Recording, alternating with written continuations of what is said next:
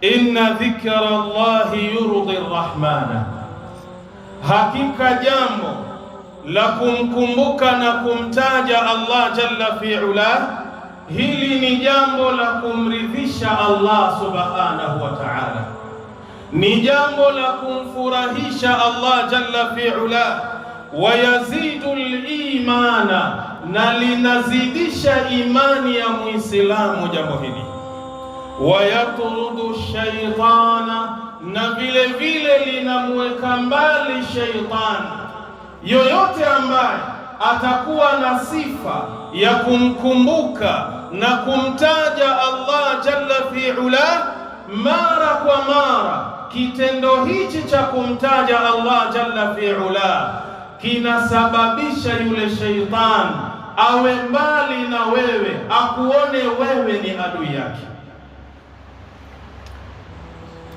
Wa yuzilu al-humuma wal ahzan, na jambo la kumtaja Allah linaondoa mawazo, linaondoa huzuni, linaondoa ile misongo ya mambo ambayo ipo katika kichwa chako na moyo wako. Unapokuwa una kawaida ya kumtaja Allah jalla fi'ala mara kwa mara, ile huzuni, mawazo uliyokuwa nayo huwa yanakuwa mbali na wewe. Wayamlau nafsa bisururi waridwan, na jambo hili linajaza katika nafsi ya Muislamu, nafsi ya mwanadamu, furaha na kuridhika na kutosheka na kukinai kwa kile ambacho Allah amekukadiria katika maisha yako.